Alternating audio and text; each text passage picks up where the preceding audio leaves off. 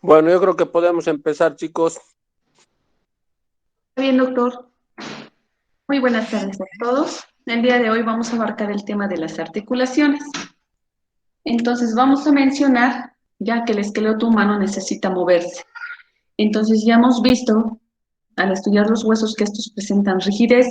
Entonces el esqueleto humano tiene que moverse ya sin producir daño en lo que son nuestros tejidos óseos. ¿Ya? Entonces de ahí que vamos a estudiar a las articulaciones. Debido a que la articulación, que también se llama artrosis, va a ser el punto de contacto que vamos a obtener entre dos huesos, ¿ya? Entre cartílago y hueso y entre diente y hueso, ¿ya? De ahí que vamos a conformar las articulaciones. Una de las ciencias que va a llegar a estudiar a la articulación se llega a denominar artrología. ¿Ya?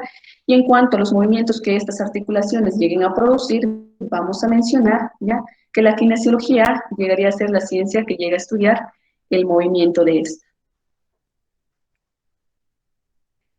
Entonces, vamos a ir hablando de la clasificación de estas articulaciones, ¿ya?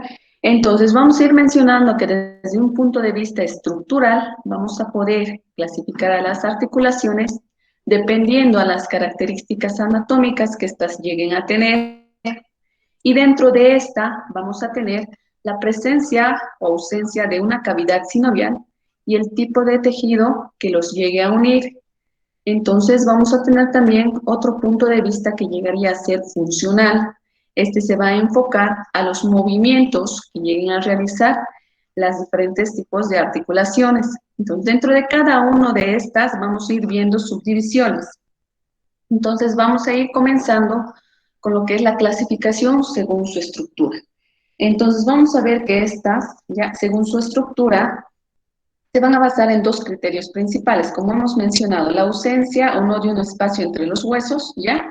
Y si va a presentar o no un tejido conectivo que los va a llegar a mantener unidos. Es de ahí que vamos a tener tres tipos de articulaciones. Unas se van a llamar fibrosas, otras sinoviales y como tercera vamos a tener a las articulaciones cartilaginosas. Entonces, mencionando dentro de nuestras articulaciones fibrosas, vamos a ir viendo que estas no van a presentar una cavidad sinovial. Entonces, los huesos llegarían a estar unidos por lo que es un tejido conectivo que llega a tener una densidad irregular, ¿ya? Ahora tenemos un segundo tipo que son las cartilaginosas. Entonces, dentro de estas cartilaginosas también vamos a ver que no va a haber una cavidad sinovial, ¿ya? Pero los huesos van a estar unidos por cartílago.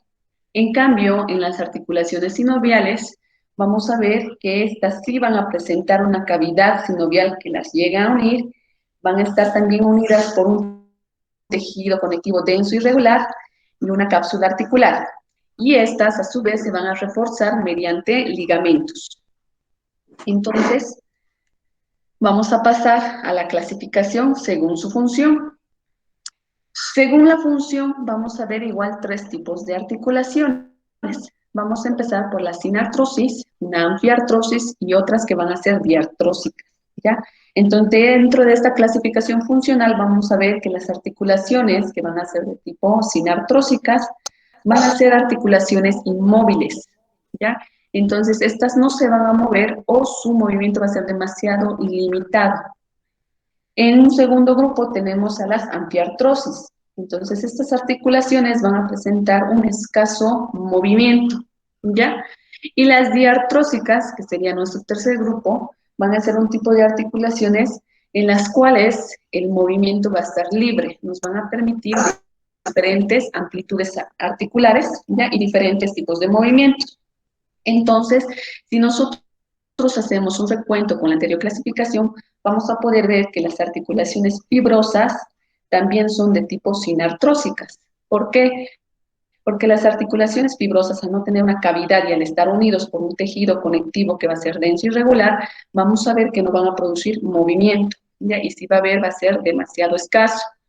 En cambio, las anfiartrosis van a estar relacionadas con nuestras articulaciones cartilaginosas, ¿ya? En estas también no vamos a poseer una cavidad sinovial, pero van a estar unidas por lo que es el fibrocartílago, por lo cual vamos a tener un escaso movimiento. En cambio, las diartrósicas se relacionan con las sinoviales, ¿verdad? Porque las articulaciones sinoviales nos van a permitir, ¿ya? Esta unión mediante una cavidad sinovial, van a estar cubiertas también por membrana sinovial, cápsula articular, van a estar reforzadas por ligamentos. Entonces, esto nos va a permitir que haya una amplitud de movimiento y van a corresponder a las articulaciones según su función diartrósicas. Entonces, vamos a ir viendo a las articulaciones fibrosas. Ya estas articulaciones ya hemos mencionado que carecen ya de la cavidad sinovial. Entonces, dentro de estas articulaciones fibrosas también vamos a mencionar que hay diferentes tipos, ¿verdad? Entonces, las primeras que ahora vamos a ir viendo son las suturas. Después vamos a tener a las sindesmosis y a las membranas interóseas. Entonces, dentro de lo que son las suturas, vamos a ver que están compuestas por una fina capa de tejido conectivo denso y irregular, ¿ya? Entonces, se llegan a formar a medida que los huesos del cráneo entran en contacto. Entonces, de ahí que vamos a mencionar que estas solo las vamos a encontrar en los huesos craneales y no así en otras regiones de nuestro cuerpo, ¿ya? Entonces, estas, al ser un tipo de articulaciones fibrosas, van a ser inmóviles o levemente móviles, ¿ya? Entonces, dentro de estas podemos ver las suturas, por ejemplo, la que tenemos entre el hueso frontal y el parietal. Vamos a ver también que en los adultos mayores las suturas siempre van a ser inmóviles. En cambio, cuando los niños son lactantes o cuando tenemos lactantes, vamos a ver que estas suturas tienen una leve movilidad, ¿ya? Entonces, estas suturas también vamos a ir viendo que cuando el niño nace, podemos ver que tiene dos huesos frontales. Estos se van a ir uniendo a medida que el niño va a crecer y se va a ir cerrando ya completamente y se llega a fusionar en un solo hueso, esto alrededor de los 6 años. Entonces la sutura ya no sería visible y va a llegar a conformar una sola unidad de hueso. Entonces, esta sutura ya se la puede denominar metópica. También dentro de estas vamos a ir mencionando ya que vamos a tener un tipo de articulación de tipo sinostosis, ¿ya? Entonces, como ya hemos ido mencionando, debido a esta fusión, ¿ya? En el cual estos dos huesos se llegan a unir y forman una sola estructura, entonces no va a haber rastro de esta sutura y por ende va a ser una articulación de tipo sinostosis. Y al ser una articulación de tipo sinostosis, también volvemos a mencionar que es una articulación antiartrosis, perdón, sin artrosis. Entonces, no va a haber ningún tipo de movilidad o movimiento dentro de esta articulación. Ahora, con nuestro segundo tipo de articulación fibrosa llegaría a ser la sindesmosis. Vamos a ver que existe una mayor distancia entre las superficies articulares a diferencia de las suturas y va a haber más tejido denso y regular que en ellas, ¿verdad?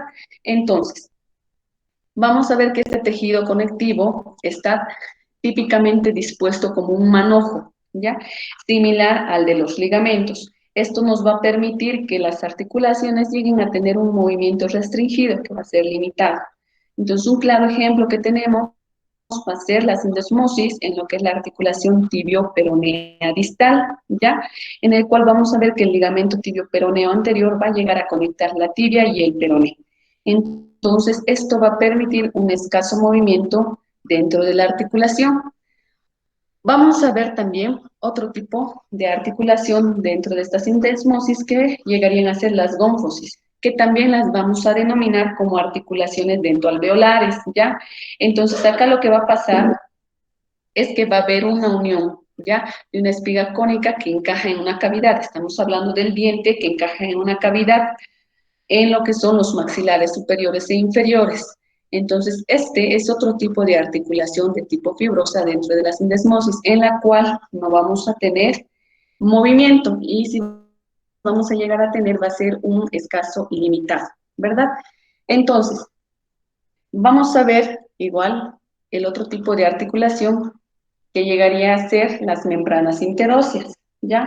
Las membranas interóseas llegarían a ser una capa sustancial de tejido que va a llegar a ser conectivo de tipo denso y irregular, que va a llegar a unir los huesos largos. En este caso, hablando de las membranas interóseas, vamos a ir mencionando también que vamos a tener tanto en el miembro superior como en el miembro inferior, ¿ya?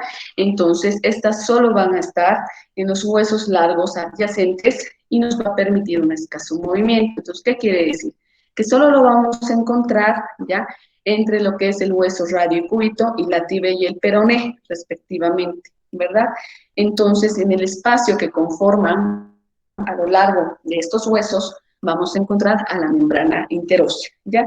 Entonces, estas también cumplen un papel importante, ya que nos van a proveer una mayor superficie de inserción para los músculos que realizan los movimientos en cuestión de la mano y del pie, ¿ya? Entonces, también vamos a ver, ¿ya?, que dentro de nuestras articulaciones cartilaginosas vamos a tener tres tipos, ¿ya? Entonces, para recordar, las articulaciones cartilaginosas ya hemos mencionado que van a carecer de lo que es la cavidad sinovial y nos van a permitir un escaso movimiento o el movimiento va a ser nulo, ¿ya? Entonces, nuestros huesos acá van a estar estrechamente relacionados, ¿ya? Y van a estar unidos por un cartílago hialino o por fibrocartílago, ¿ya? Entonces vamos a mencionar estos tres tipos que son la sincondrosis, la sínfisis y el cartílago epifisiario, ¿ya? Entonces, si mencionamos a la sincondrosis, vamos a ver, ¿ya?, que este va a estar compuesto por un elemento conector, ¿ya? Y este elemento conector va a ser el cartílago hialino. Entonces, por eso es que su movimiento resulta poco móvil a inmóvil, ¿ya? Entonces, un claro ejemplo de este tipo de articulación dentro de la sincondrosis, vamos a mencionar a la articulación entre la primera costilla y el manubrio del esternón, ¿ya? Entonces, si lo podemos ver en una radiografía, vamos a ir viendo que si la persona es joven, ya se va a detectar fácilmente como una delgada área de tipo oscura entre el tejido óseo y la apariencia blanca. Entonces, ¿qué quiere decir? Que vamos a poder ver este cartílago. En cambio, si ya es mayor, este se va a terminar osificando y no lo vamos a poder escribir. Pero estamos recalcando que en esta articulación, ya entre nuestra primera clavícula, que sería esternoclavicular, perdón, entre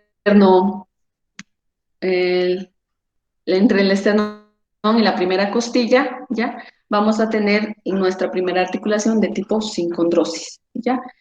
Entonces, vamos a ver también que si van a haber fracturas en el hueso, ya que se extienden dentro de lo que es la capa epifisiaria y dañan al cartílago de la sincondrosis, puede llegar a afectar la continuación del crecimiento del hueso. Entonces, ¿qué quiere decir? Que hay una afección, si hay una afección a nivel de este cartílago, ya, entonces va a entorpecer a lo que es el proceso del crecimiento, ya. Entonces, va a conllevar esto a un desarrollo abreviado de un hueso en el cual su longitud se va a ver afectada, o sea, se puede llegar a acortar. Dentro de estas cartilaginosas también vamos a ver a lo que son las articulaciones que corresponden a la sínfisis, ¿ya? Entonces, dentro de esta sínfisis vamos a ver que los extremos de los huesos que se llegan a articular para conformar una articulación van a estar cubiertas por cartílago hialino. Si bien los huesos están cubiertos por cartílago hialino, vamos a ver que la unión se va a deber a un disco de fibrocartílago ancho y plano. Entonces, ¿qué quiere decir? Que las superficies articulares están recubiertas de cartílago hialino, al igual que en una articulación sinovial, pero la unión, ¿ya?, se va a deber a este disco de fibrocartílago de tipo ancho y plano en lugar de una membrana o una cápsula articular, ¿ya? Entonces, las sínfisis siempre van a estar en la línea media del cuerpo, lo que quiere decir que vamos a encontrar tres a lo largo de nuestro cuerpo. Uno entre nuestras vértebras, que lo van a conformar los discos intervertebrales. Otro lo vamos a tener en la unión entre nuestros dos huesos coxales, ¿ya? Vamos a encontrar a la sínfisis del pubis. Y el último que lo podemos encontrar entre la unión del manubrio del esternón y el cuerpo del esternón. Entonces, como se ubican a lo largo de la línea media del cuerpo, estas son las tres regiones en las cuales vamos a poder encontrar a la sínfisis. Entonces, Ahora, cuando hablamos de cartílagos epifisiarios, estamos hablando que es otro tipo de articulación dentro de las articulaciones cartilaginosas, ¿verdad? Entonces, vamos a mencionar que estos van a ser centros de crecimiento de cartílago hialino durante la osificación endocondral, ¿ya? Entonces, mayormente, estas las vamos a encontrar en los huesos largos, debido a que los huesos largos van a tener dos epífisis y una diáfisis. Entonces, a este cartílago epifisiario lo vamos a encontrar entre la epífisis y la diáfisis y también lo vamos a denominar como placa de cartílago epifisiario o placa de crecimiento. Entonces, cuando el niño termina el desarrollo del crecimiento, igual de la misma manera se va a terminar de osificar y se va a conformar, se va a unir con el hueso, ¿verdad? Entonces, ya vamos a mencionar que no son articulaciones que van a estar asociadas con un movimiento, ¿ya? Entonces, este tipo de articulación no nos va a producir un movimiento, por lo tanto no va a estar asociado, pero sí intervienen dentro del proceso de crecimiento y luego ya van a ir desapareciendo, incluso dejan una marca como una línea, como rastro de que estuvo alguna vez ahí cuando el niño estaba en una etapa de crecimiento. Ahora, las articulaciones sinoviales, ya vamos a ver que según su estructura vamos a tener cartílago articular dentro de las sinoviales. Entonces, al hablar de las articulaciones sinoviales, vamos a hablar de cartílago articular, de la cápsula articular, de la membrana sinovial y ligamentos que lo van a llegar a reforzar. Entonces, vamos a comenzar mencionando que el cartílago articular va a ser quien va a recubrir a las superficies articulares de los huesos, ¿ya? Y esta va a estar con una superficie lisa y resbaladiza, pero no las llega a unir. Entonces, ¿qué quiere decir? Que vamos a tener entre los extremos de los huesos que se llegan a unir una capa lisa, la cual no va a presentar ninguna rugosidad para ninguna inserción muscular o ligamentosa, pero va a estar destinada, debido a la forma lisa que tiene, a revestirse de cartílago articular, ¿ya? Entonces, tanto, ¿ya? Por ejemplo, acá que estamos viendo el hueso del fémur y la tibia, vamos a ver el extremo inferior del fémur, que está revestido de cartílago articular, y vamos a ver después la superficie ya del extremo superior de la tibia, que igual va a estar revestida de cartílago articular. Si bien ambas están revestidas, este cartílago no los llega a unir, para eso necesitamos a nuestra cápsula articular, ¿ya? Pero lo que sí nos permite este cartílago articular es que va a reducir la fricción entre los huesos de las articulaciones durante el movimiento que llegue a realizar esta articulación y va a llegar a amortiguar el impacto. Entonces, antes de continuar, vamos a mencionar que también podemos tener en una correlación clínica alguna afección de lo que es el cartílago articular. En este caso vamos a mencionar el implante de condrocitos, ¿ya? Entonces, en este vamos a mencionar que cuando hay un daño en nuestro cartílago articular, por ejemplo, especialmente en lo que es el hueso del fémur, que ya lo hemos ido viendo, puede existir una alteración para reemplazarlo de esto parcial o totalmente, ¿verdad? Entonces, a este reemplazo lo vamos a denominar como implante de condrocitos autólogos, ¿verdad? Entonces, ¿qué va a pasar? Que los condrocitos ya en este procedimiento tienen un daño en el cartílago. Esto puede deberse a un traumatismo agudo, pero no a una afección de tipo artrítica. Entonces, en el procedimiento se va a extraer condrocitos sanos, ¿ya? De un área del cóndilo femoral. Entonces, en este vamos a ver que lo van a llegar a hacer un preparado en el cual van a generar entre 5 a 10 millones de este tipo de células. Entonces, cuando se termine este cultivo, van a estar disponibles y lo que van a hacer posteriormente es implantarlos, ¿ya? Entonces, los van a implantar inyectándolos por debajo del periósteo, donde estos van a llegar a madurar a lo largo del tiempo. Ahora, continuando, como ya hemos visto, ya a nuestros cartílagos articulares, vamos a hablar ahora de la cápsula articular. Una vez que los huesos están revestidos por cartílago articular, vamos a mencionar a la cápsula articular. Esta cápsula articular va a ser la que va rodear a la articulación, ¿ya? Y lo va a envolver formando una cavidad sinovial. Esta es la que sí va a llegar a unir los huesos y van a llegar a formar la articulación, pero esta cápsula articular no va a estar sola, está compuesta por dos membranas. Vamos a ver que una membrana ya va a ser de tipo fibrosa y que va a estar externa, y otra que va a ser sinovial, que la vamos a encontrar en la parte interna. Entonces, vamos a mencionar también que la membrana fibrosa presenta o consiste de tejido conectivo denso y regular. Esta se va a adherir al periósteo de los huesos que se articulan. Entonces, de ahí que vamos a utilizar ya esta mención, que puede ser una continuación engrosada del periósteo de los huesos. ¿Qué quiere decir? Que el periósteo del hueso se va engrosando hasta llegar al extremo del otro hueso formando una cavidad. Entonces, vamos a ver que la flexibilidad de la membrana fibrosa nos va a permitir un movimiento considerable dentro de estas articulaciones. Entonces, mientras que en su gran resistencia de tensión nos va a ayudar también a evitar las luxaciones, ¿verdad? Entonces, esta es la que nos ayuda a amortiguar y a evitar lo que son lesiones de tejidos blandos. Vamos a ver también que van a haber algunas fibras ya de esta membrana que van a estar como manojos paralelos al tejido conectivo denso y regular de nuestra cápsula articular, ¿ya? Y estas se van a adaptar fácilmente para resistir la tensión. En este caso estamos llegando a hablar de los ligamentos, ¿ya? Estos ligamentos van a estar por encima de nuestra cápsula articular, llegando a reforzar esta articulación.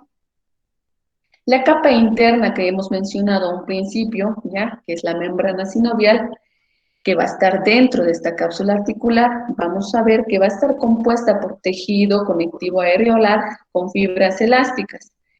Y vamos a ver que en muchas articulaciones sinoviales, esta membrana incluye una acumulación de tejido adiposo. Como ejemplo de este tenemos en la articulación femoropatelar, ¿ya? En el cual vamos a encontrar un cuerpo adiposo articular, ¿ya? Que se llama cuerpo adiposo infrarrotuliano. Entonces, vamos a continuar, ¿ya? Y vamos a hablar del líquido sinovial. Entonces, como hemos mencionado que nuestra cápsula articular va a tener una capa externa y otra interna, vamos a ver que esta forma una cavidad entre ambos huesos para conformar a la articulación. Entonces, dentro de esta cápsula vamos a tener al líquido sinovial, ¿ya? Entonces, vamos a mencionar que la membrana sinovial va a llegar a secretar este líquido sinovial, ¿ya? Entonces, ¿qué apariencia tendrá este líquido? Este líquido va a tener un color amarillento claro y de apariencia viscosa, ¿ya? Su apariencia es similar a la clara del huevo cruda. Entonces, el líquido sinovial consiste en ácido hialurónico, ¿ya? Este va a estar secretado por las células sinoviales de la membrana sinovial y del líquido intersticial, que va a estar filtrado desde nuestras células sanguíneas, en sí, desde el plasma sanguíneo. ¿Qué funciones llegarían a tener nuestro líquido sinovial? Este líquido sinovial, al igual que el cartílago, nos llega a ayudar en cuestión de reducir la fricción entre los huesos. También nos va a ayudar a lubricar la articulación, a amortiguar los impactos. Y respecto de los condrocitos, ya dentro de nuestro cartílago articular, vamos a ver que llega a proveerles oxígeno y nutrientes ya a estos, y va a eliminar los desechos y el dióxido de carbono, debido a que el cartílago es un tejido avascular, que quiere decir que no va a estar irrigado ni por vena, por conductos sanguíneos. Entonces es por este motivo, ya, que el líquido nos va a permitir, ya, el ingreso de oxígeno y nutrientes y la salida de desechos y dióxido de carbono. También vamos a hacer mención que el líquido sinovial ya puede contener fagocitos, ya. Entonces, ¿qué quiere decir? Que estos fagocitos nos van a ayudar a eliminar los microbios y van a ayudar con el funcionamiento normal de la articulación, ¿ya? Ahora, hablando de estos ligamentos accesorios que hemos mencionado que van a estar ya encima de nuestra cápsula articular, reforzando la articulación, vamos a mencionar que muchas articulaciones sinoviales ya contienen estos ligamentos denominados accesorios. Entonces, dentro de estos ligamentos vamos a encontrar de dos tipos. Unos que se van a llamar ligamentos extracapsulares y los otros se van a llamar ligamentos intracapsulares. Entonces, si nosotros hablamos de estos ligamentos extracapsulares, como su nombre lo indica, son extra, que están hacia afuera, ¿ya? Por encima de nuestra cápsula articular.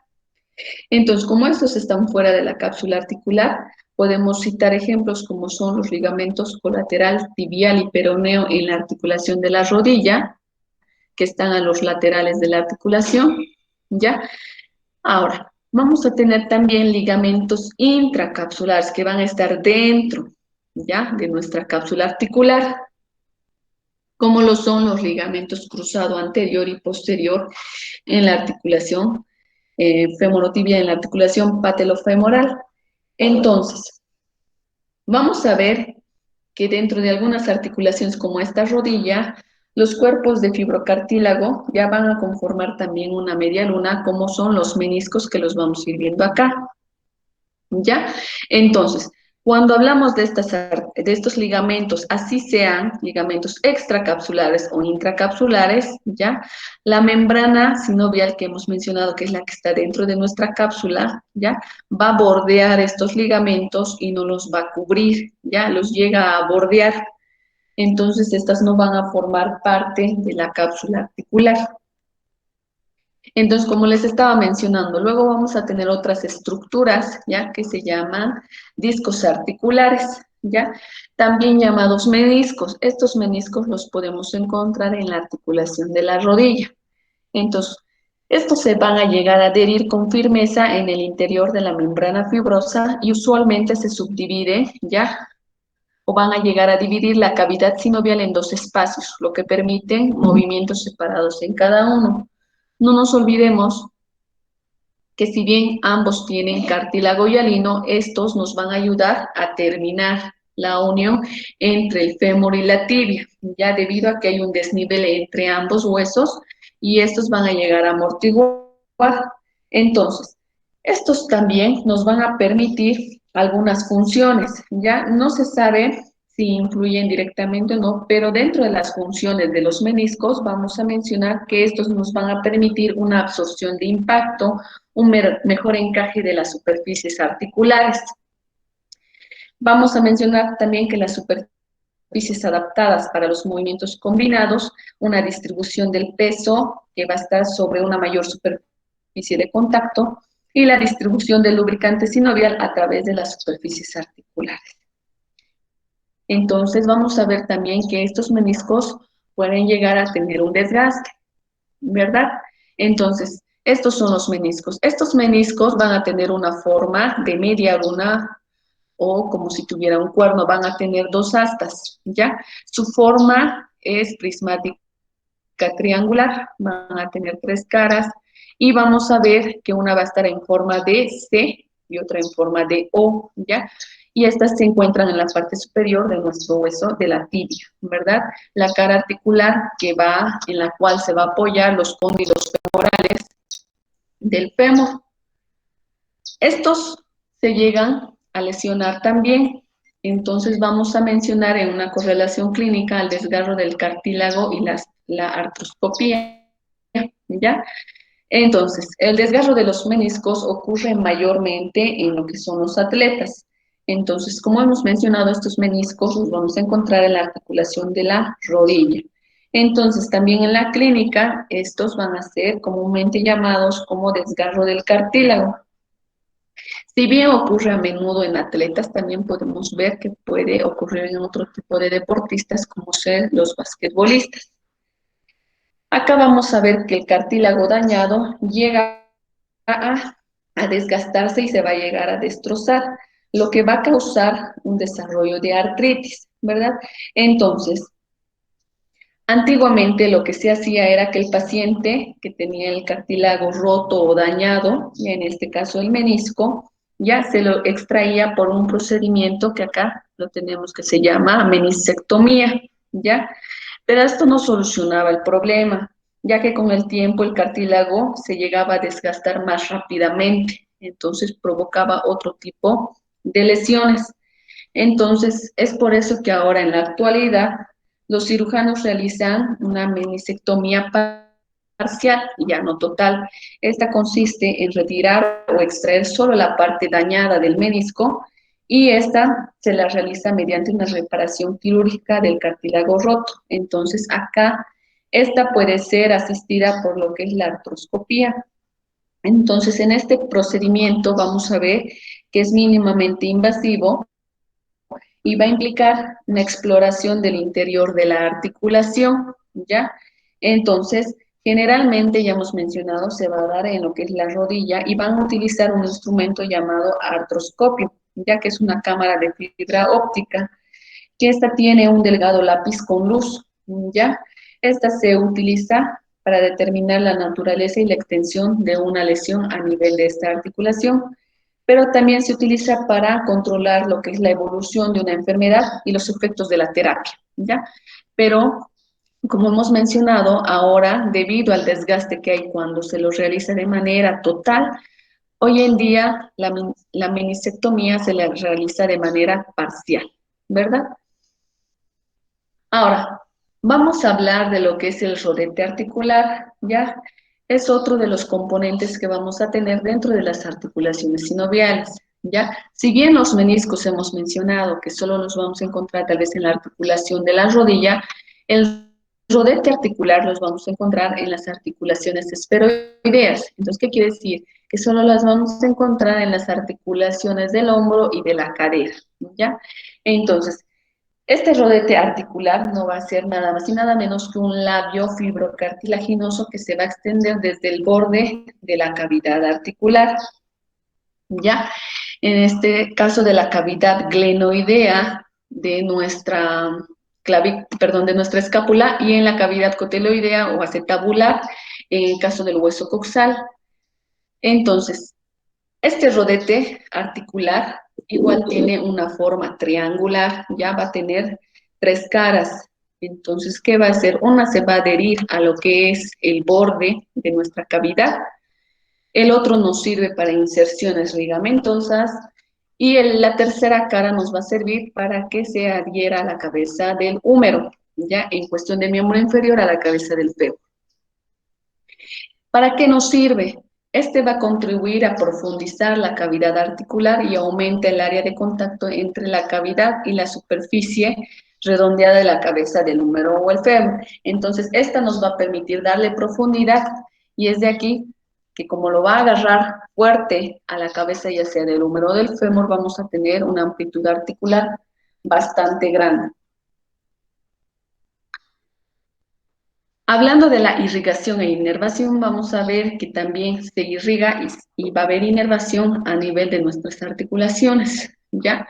Pero esta inervación va a ser la misma de los músculos que lo llegan a mover. Entonces, vamos a ver que contienen muchas terminaciones nerviosas que van a estar distribuidas en la cápsula articular y en los ligamentos asociados. Entonces, algunos de ellas van a llegar a transmitir lo que es la información sobre todo de la articulación a la médula espinal, ¿ya? Porque llegan a tener un compartimiento con los músculos. Entonces, otras van a responder al grado de movimiento y tensión en la articulación. Entonces, ¿qué quiere decir?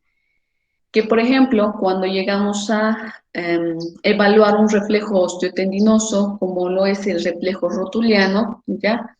Vamos a utilizar el tendón rotuliano y con un martillo percutor y vamos a evaluar el reflejo. Entonces, como hay inervación y terminaciones e irrigación nerviosa, ¿ya?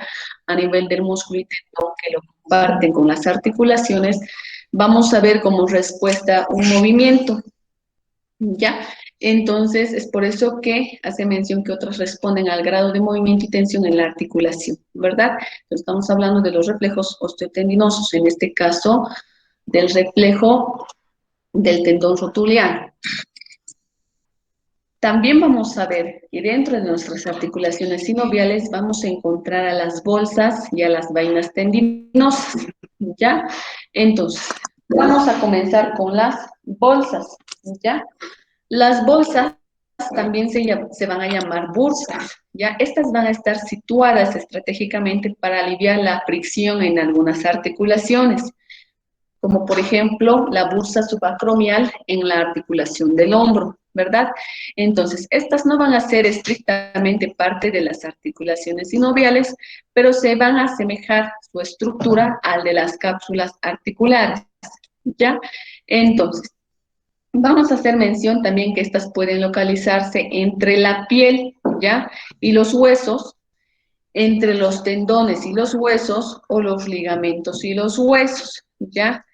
Por ejemplo, en este caso tenemos como ejemplo las bursas subacromial, las bursas en el miembro inferior que tenemos en la rodilla es la suprapatelar, la prepatelar y la infrapatelar, ¿verdad?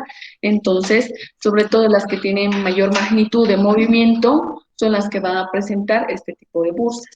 También vamos a tener a lo que son las vainas tendinosas. Estas vainas tendinosas no van a ser más que unas bolsas que van a ser en sentido tubular, ¿ya? Entonces nos van a servir para amortiguar y proteger al tendón, ya debido a que estas las van a envolver.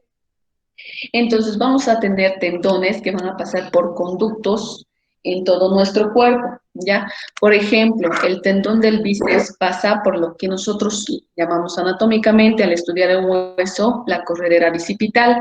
Esta corredera bicipital se va a volver en un conducto osteofibroso gracias al ligamento transverso del húmero.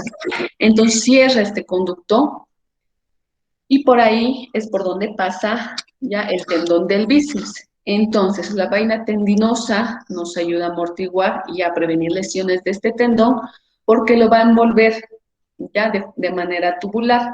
Entonces, como estos tendones realizan los movimientos de deslizamiento de arriba abajo, cuando nosotros realizamos movimiento, su función de esta vaina es de protección, ¿verdad? Y de evitar las fricciones.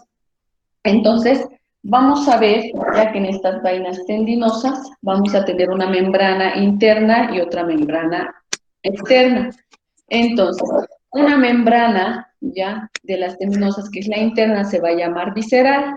Esta se va a adherir, o sea, se va a pegar al tendón. En cambio, la que va a ser externa se va a llamar parietal y esta se va a adherir al hueso. Entre ambas vamos a ver que va a haber una cavidad que contiene un poco de líquido sinovial, ¿verdad? Entonces, estas se van a encontrar donde los tendones van a atravesar y he mencionado cavidades sinoviales. Entonces, no solo lo vamos a encontrar a nivel superior, también podemos encontrarlos acá en cuestión de los tendones que van a pasar por el conducto, ¿ya? Que forma el macizo óseo en la articulación de la muñeca, ¿ya? También lo podemos tener en el miembro inferior por los conductos que se forman a nivel del pie, ¿ya? Ahora, vamos a ver ahora otra correlación clínica hablando de las bolsas y las vainas sinoviales, que es la bursitis.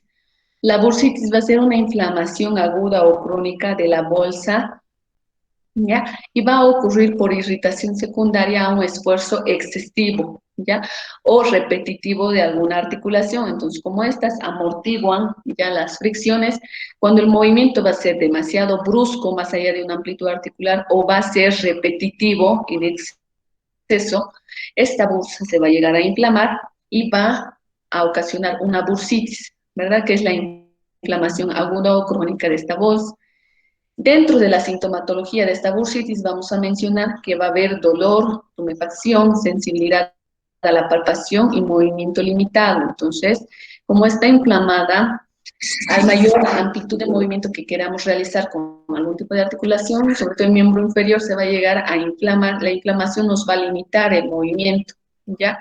Entonces, por ejemplo, la bursitis ya prepatelar sería una inflamación de la bursa prepatelar en la articulación de la rodilla.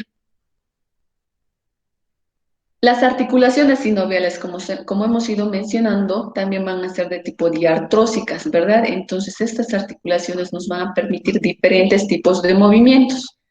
Entonces, acá vamos a mencionar ya que los anatomistas, fisioterapeutas y kinesiólogos son los que van a llegar a estudiar la ciencia del movimiento. ¿Ya? Entonces, ellos van a llegar a utilizar terminologías específicas para llegar a designar los diferentes tipos de movimientos que pueden llegar a ocurrir en las articulaciones de nuestro cuerpo, ¿ya? Entonces, los movimientos de las articulaciones sinoviales los vamos a agrupar dentro de 4 categorías, ¿ya? Entonces, las articulaciones sinoviales diartrósicas pueden producir movimientos de deslizamiento, movimientos angulares, de rotación y movimientos especiales. Hablando de los movimientos de deslizamiento vamos a ver que son simples, ¿ya? En el que las superficies óseas van a llegar a ser casi planas y se mueven hacia adelante y hacia atrás, hacia un lado y hacia el otro, ¿ya? Estos movimientos deslizantes tienen un rango limitado, ¿ya? De amplitud articular debido a las estructuras de la cápsula articular, los ligamentos y los huesos asociados. Entonces, un claro ejemplo de estos movimientos de deslizamiento los vamos a ver en las articulaciones intercarpianas e intertarsianas. Entonces, cuando hablamos de articulaciones intercarpianas, estamos hablando de las articulaciones que vamos a tener entre los huesos del carpo, en la mano, y las intertarsianas entre los huesos del tarso del pie, ¿verdad? También otro tipo de movimiento de deslizamiento lo vamos a tener en la articulación acromioclavicular, ¿ya? Que va a realizar movimientos hacia atrás y hacia adelante, hacia un lado y hacia el otro. Cuando hablamos de movimientos angulares, vamos a ver que existe o va a existir un aumento y una disminución de lo que es el ángulo, la amplitud articular de las articulaciones, ¿ya? Entonces, dentro de estos movimientos angulares vamos a ir mencionando que tenemos otros tipos, como lo son la flexión, la extensión, la flexión lateral y la hiperextensión. Entonces, cuando nosotros lleguemos a hablar de una flexión, ya vamos a mencionar que el ángulo se va a disminuir, el ángulo o la amplitud articular se llega a disminuir, ¿ya? Entonces, ¿qué quiere decir? Que si acá tenemos la articulación del codo, ¿ya? ¿Qué quiere decir? Que vamos a tener acá al húmero y al cúbito y al radio. Entonces, esta articulación, cuando hace que el antebrazo se acerque al brazo, está disminuyendo el ángulo de movimiento. Entonces va a producir una flexión. En cambio, partiendo de esta flexión, cuando lo va a ampliar y va a bajar, entonces se está alejando ya del brazo, se aleja el antebrazo del brazo, entonces está llegando a producir un movimiento de extensión. Por lo tanto, el movimiento de extensión llega a ser el aumento del ángulo de movimiento entre los huesos que se llegan a articular. Vamos a mencionar, si ustedes ven en la imagen, que ambos movimientos se van a llegar a realizar en un plano sagital, ¿ya? Entonces, estos movimientos son de tipo angulares, ya la flexión y la extensión, que se dan en un plano sagital. Ahora vamos a ver ya como ejemplos en nuestro cuerpo que tenemos de flexión, ¿ya? Entonces, cuando nosotros inclinamos la cabeza hacia el tórax, vamos a tener un movimiento de flexión, ¿verdad? Entonces, cuando inclinamos el tronco hacia adelante, también tenemos un movimiento de flexión, ¿ya? Cuando movemos el húmero hacia adelante, tenemos un movimiento de flexión, ¿verdad? En la articulación del hombro. Al mover el antebrazo hacia el brazo tenemos un movimiento de flexión, ya de la articulación del codo. Cuando movemos la palma, ya, hacia el antebrazo tenemos una flexión en la articulación de la muñeca. Cuando doblamos los dedos tenemos flexión a nivel de las articulaciones interfalángicas. Cuando movemos el fémur hacia adelante, lo propio, flexión de cadera. Cuando movemos el talón hacia el glúteo, tenemos flexión de rodilla. Ahora, dentro de esto se nos menciona también que tenemos a la flexión lateral, que es un movimiento angular. Entonces, esta flexión lateral va a ocurrir a lo largo del plano frontal, ¿ya? Entonces, este movimiento, ¿ya? Lo vamos a tener, por ejemplo, en el tronco. Cuando el tronco se mueve hacia los lados, va a involucrar a las articulaciones intervertebrales. Entonces, nos va a dar origen a una flexión lateral. Cuando hablamos de hiperextensión, ¿ya? Estamos mencionando, ¿ya? Que la extensión era la amplitud, ya el aumento del ángulo respecto a una articulación. Entonces, cuando va más allá de esa amplitud, estamos hablando ya de una hiperextensión, ¿ya? Entonces, esta hiperextensión, su ángulo de movimiento va a ir más allá de una posición anatómica. Entonces, ejemplos de esta tenemos en el cuerpo: doblar la cabeza hacia atrás, ¿ya? Es una hiperextensión.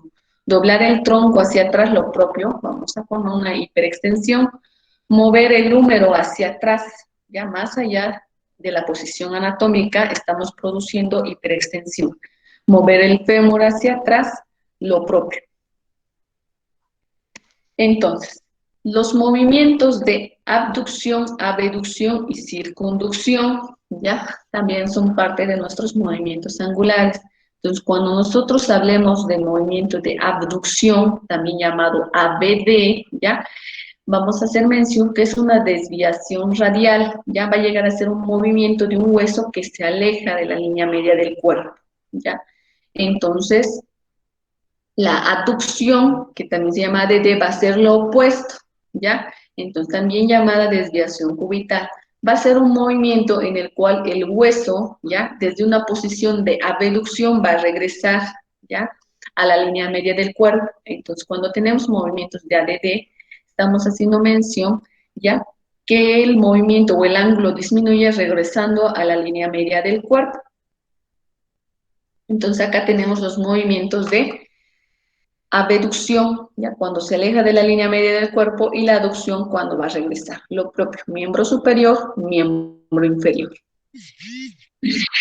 En cuanto a los movimientos de rotación, vamos a mencionar que durante la rotación un hueso puede girar alrededor de su propio eje, ¿ya? Por ejemplo, cuando nosotros sacudimos la cabeza para decir no, estamos generando movimiento de rotación. Nuestros huesos están rotando sobre su propio eje, ¿ya? Entonces, este término de rotación, vamos a mencionarlo cuando la superficie anterior del hueso de los miembros se rota hacia la línea media. Entonces, cuando una articulación está girando hacia la línea media, vamos a tener una rotación interna, que también se llama rotación medial. Entonces, cuando las superficies ya anteriores del hueso de cualquiera de los miembros se llega a alejar de la línea media en el movimiento, entonces llama una rotación externa o lateral, ¿ya? Entonces, vamos a ver también que tenemos movimientos especiales, ¿ya? Entonces, ¿qué quiere decir con movimientos especiales? Son movimientos que solo determinadas articulaciones las van a llegar a realizar. Si bien podemos realizar en la mayoría de nuestras articulaciones flexión y extensión, ¿ya? Vamos a ver que estos movimientos especiales no todas las articulaciones las pueden realizar.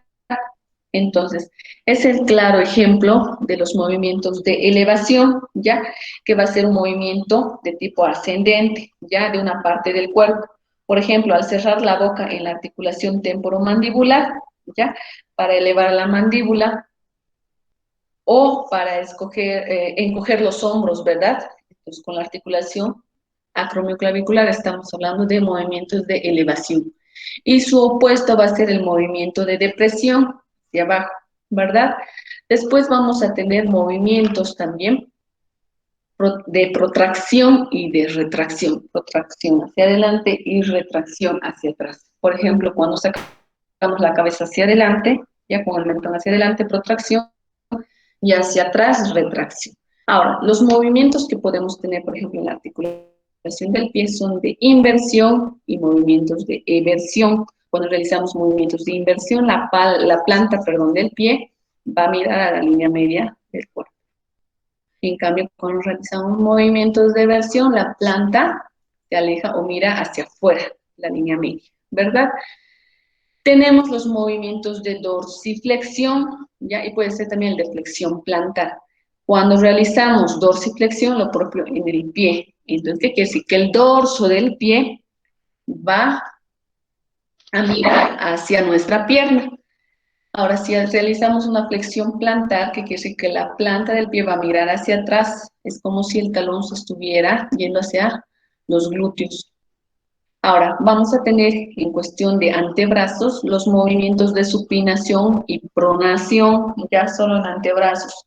Entonces, nosotros realizamos una supinación cuando la palma de nuestra mano está mirando hacia el techo. Ya, esa llegaría a ser una supinación. Y si lo giramos y el dorso de la mano está mirando hacia el techo y la palma de la mano hacia abajo, es un movimiento de pronación. Y el último que serían los movimientos de oposición del dedo pulgar. Puede llegar a tocar todos los dedos, pero los dedos no pueden, solo el pulgar puede llegar a realizar este movimiento de oposición.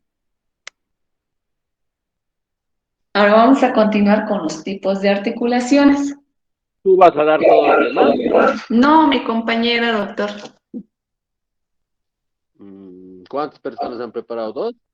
3. Buenas tardes, doctor. No, ya. Escúchame, súper bien, Morales eres, ¿no? No sé qué Sí, te llamas.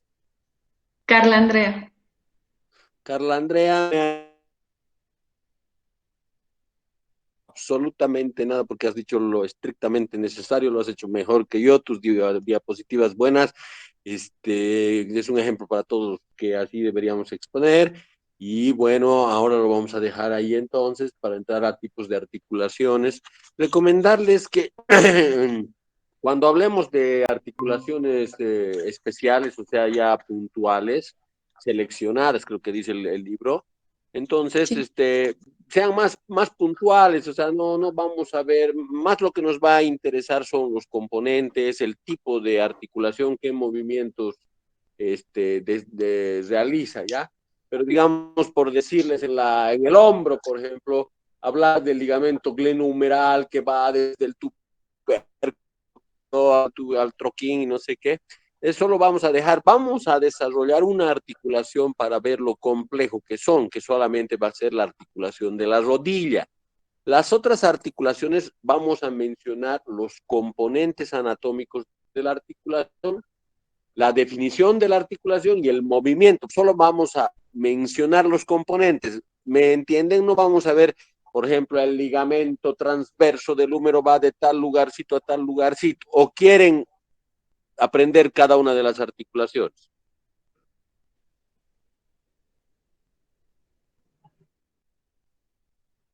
Hola.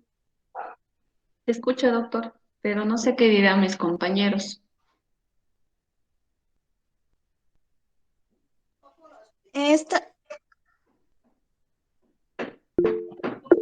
Yo creo que eh, Andrea, no sé si puedes mostrarle las siguientes diapositivas para que pueda ver el doctor si está, o sea, cómo íbamos a hablar de las articulaciones de la cadera, del hombro, si está bien la definición o podemos hacerlo como él dijo. A ver, dale más adelante, adelante, adelante, adelante.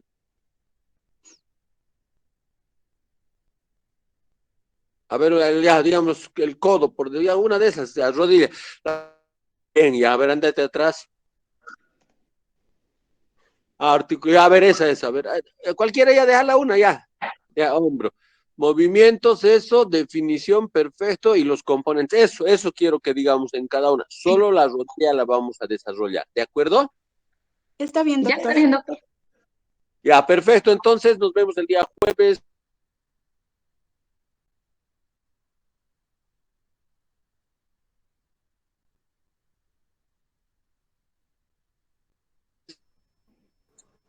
hasta el jueves, doctor. Hasta luego, doctor.